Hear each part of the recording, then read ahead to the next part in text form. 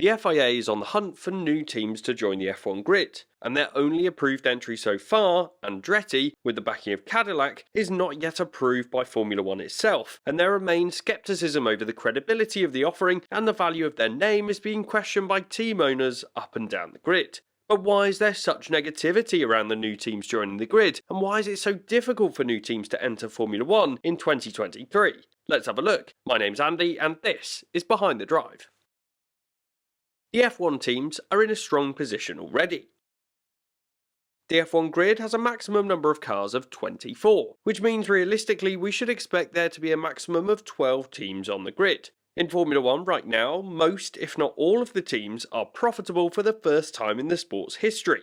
The introduction of the cost cap has resulted in teams having a limit on spending but remain unlimited in terms of their revenue streams. With Formula 1 growing over the last few years, sponsorship money and the appeal of sponsoring an F1 team has grown, and as such, the teams have had more financial power than ever before. Inadvertently, this situation has created a scenario where the 10 teams in the sport right now are very happy with that status quo. The teams receive their share of the prize money each year, and in terms of the supply of advertising spots on cars up and down the grid, and the demand of sponsorship from advertisers, there's clearly more demand than supply, thus driving prices up. The outcome of this change has created huge valuations for all teams on the F1 grid. Less than 5 years ago, there were real concerns regarding the future of teams like Williams, who face financial uncertainty. But now, the top teams have seen valuations from Forbes at $3 to $4 billion. And this isn't just a one-off valuation. The Alpine and Sauber teams have recently been selling significant stakes in their setups to investors and seeing this value in reality. Even smaller teams like AlphaTauri have valuations of over $1 billion. And it's crazy to think that when Braun bought Honda for £1 in 2009, it would subsequently become a business valued at more than $4 billion just 15 years later. So right now, Formula One teams desire a closed shop. They are in a position where things like demand for advertising is greater than the supply, and the team's values are increasing year on year with the current situation. In 2023, there have been broader concerns. With the lack of competition at the front, the viewing figures have reportedly decreased, which is likely to have had a knock-on impact to the demand side as it potentially reduces from advertisers. So already there may be potential concerns regarding the sponsorship value of the teams going forward, and so by introducing more supply in terms of adding Andretti or any other team to the grid, the teams want proof that their addition will bring more fans to the sport.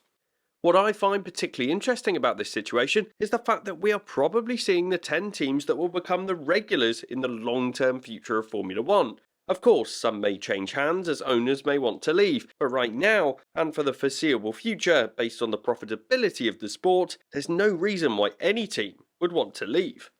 So the top teams will be concerned with a new entry, as they have the potential to lose sponsorship revenue. But the backmarkers, who tend to depend not only on sponsors, but also on their annual prize money, also have concerns regarding an Andretti entry onto the F1 grid. These teams depend on the prize money based on finishing positions to remain profitable, and with the new team, this prize money pool is diluted by 10%. This could have a tangible impact on these teams, and so they'd be impacted more relative to their team size. Of course, the big teams will also face potential drops in prize money by a new team joining the grid, but realistically this is unlikely to have a material impact unless a new team comes in and starts beating them straight away, which is an unlikely prospect. The Andretti proposition. There were reportedly 5 entries made when the FIA opened up the opportunities for new teams to apply to join the grid. Of these, it was only Andretti that was approved from the FIA's perspective. The Andretti team has been attempting to join the grid before the FIA opened the doors, and so it was clear that they would be the most mature and realistic proposition to enter the grid. The Andretti name is already well known in motorsports, and the Andretti global brand is in IndyCar, Formula E, Extreme E, and others. The bid was led by Michael Andretti, the son of the 1978 F1 world champion Mario Andretti. The bid is backed by the existing motorsport setup, and they claim that they've made a start towards the Formula One project already. The team plans to initially enter the sport with rebranded Renault engines, the one existing power unit provider that does not currently have any customer teams. But now, Cadillac has announced that they will become a power unit provider for Andretti for 2028 and beyond. This is a huge move for the setup and it adds more credibility to the bid. It's a huge move from the team to put themselves in a position where they could be a works team on the F1 grid. Not only this, but having a General Motors engine will make them a true US outfit. As much as Haas is registered in the USA, the Haas car is made by a team split across the UK, the US and Italy. And this means, at least in my opinion, the Haas setup has never really felt like a true American team. And the proposition of the Andretti setup with a Cadillac partnership certainly feels like a truly American team. It's clear that Formula One's goal to grow the sport is focused on the USA. The sport now has 3 races per year in the States, and that includes the Las Vegas Grand Prix, which is an event that Formula One has hosted at their own expense. A real step change in the attitude of the sport, and an expected one considering Liberty Media are an American company. The sport has been growing for several years in the USA, but that progress seems to have slowed in terms of viewing figures this year, as the Formula One season has not been quite as exciting as it has been since 2021.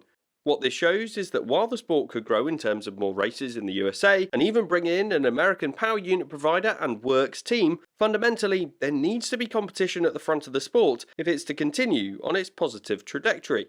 So while the Andretti proposition clearly has its merit and potential benefits for the sport, there are also some concerns. The team clearly has some excellent motorsport pedigree, and this should put them in good stead. However, they aren't up and running yet. And if Haas proves anything, it's that there's no quick route to the top of Formula One, and the Andretti team will have to prove a lot if it does make it onto the grid. Is there a way to make the Andretti team work for everyone? The Andretti proposition is certainly an interesting one. I think it's clear that the fans of the sport want to see new teams, but based on the prospects of the existing teams within Formula One and the fact that the teams are set to become more and more profitable in the future, they want to maintain the current closed shop. It seems likely that if or when the sport does fill up with 12 teams, that will become the 12 that will be in the sport for a long time to come. It seems unlikely that any team would leave the sport and not be bought by another manufacturer, so long as the cost cap is in place. This is great for the future prospects of Formula One, but it does raise concerns regarding the teams that join. It's critical that they are credible, and this is one of the reasons why the existing teams want to ensure Andretti is a credible entry. One of the most vocal figures regarding this new addition to the grid has been Toto Wolff. The Mercedes team boss has been particularly against the new addition to the grid due to the uncertainty. In Vegas, he said that the team hadn't been shown any data regarding the potential benefit to the grid. The potential entrant has just instead been referring to how good it could be. This feels like a big ask. How could Andretti possibly be able to know these figures, and equally, why would they show the other teams? Fundamentally, Wolff has admitted that the new addition to the grid will be decided by the commercial rights holder, and so it's up to them to decide the fate of the Andretti bid. And one of the most important people Andretti needs to impress is the F1 CEO, Stefano Domenicali. Right now, the Italian believes that there is no need for an 11th team on the F1 grid. He believes that the sport is growing with the 10 teams right now, and teams are reluctant to take the risk of bringing in an 11th team to change the structure of the sport. The CEO insists that this isn't about the money, but fundamentally there has to be a commercial conversation regarding the new team joining the grid. The Andretti team has agreed to pay the anti-dilution fee to join the F1 grid. The one-off fee of $200 million represents a payment to each of the 10 existing teams of $20 million each. The intention of this fee is to reduce the impact of a new team joining the grid. However, despite being agreed as recently as 2020, it feels like it's out of date already. With the teams now making more money, the potential losses of having an 11th team on the grid would not be covered by just $20 million. There has been calls to increase this figure, and you could see why the teams would want this change, as especially for the smaller setups, the introduction of Andretti could have serious long-term impacts. Right now, there are several differences and challenges that need to be overcome for the Andretti Cadillac partnership to join the grid. The prospective team's ambition to join the Formula One lineup cannot be faltered. They're still trying to make progress. Their partnership with Cadillac and a potential new power unit manufacturer is certainly a good thing. But the fact that they haven't yet convinced the commercial rights holder that they will be of net benefit to the sport as a whole is a serious concern. It doesn't feel like too much progress is being made right now, and the attitudes of the teams don't seem to be moving. As a fan of the sport, I'd love to see a new team join the grid. It feels like Andretti is certainly a good option for this, and with the teams now being mostly profitable, there's clearly space for a new addition on the F1 grid, especially with the backing of General Motors and the Andretti name.